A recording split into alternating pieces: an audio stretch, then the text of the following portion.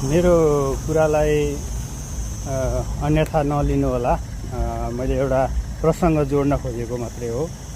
जति पनि बाढी पीडितद्वारा जति पनि जसको मृत्यु भएको छ, मृत आत्माहरूप्रति मेरो हार्दिक श्रद्धाञ्जली छँदैछ।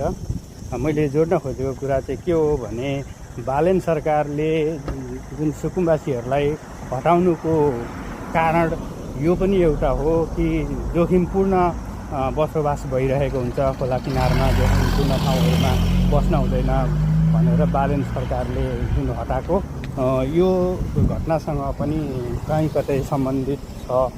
किनभने यसरी बाढी पहिरो यस्ता दैविक प्रकोपहरूबाट जुन क्षति हुन्छ, त्यो क्षति भनेको मानवीय क्षति मात्रै नभएर आर्थिक क्षति पनि हुन्छ र राज्यलाई पनि भार पर्न जान्छ, राज्यलाई पनि नोक्सान हुन पुग्छ। नागरिकको सम्पत्ति भनेको राज्यको सम्पत्ति हो।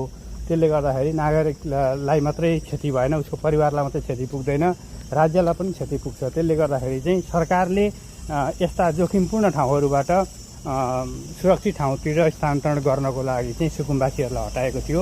अब यो घटनाबाट चाहिँ सम्पूर्णले बुझ्न जरुरी छ, किन सुकुम्बासी बस्ती हटाउन, किन बालेनको डोजर चाहिँ चर्चामा आयो, बालेनले डोजर लाउनु पर्ने कारण के रहेछ भन्ने कुरा चाहिँ यहाँबाट पनि प्रष्ट हुन्छ। यो विषयलाई चाहिँ अलिकता गम्भीर भएर सोच्नको लागि आम नेपाली नागरिकहरूलाई चाहिँ म हार्दिक अनुरोध पनि गर्दछु।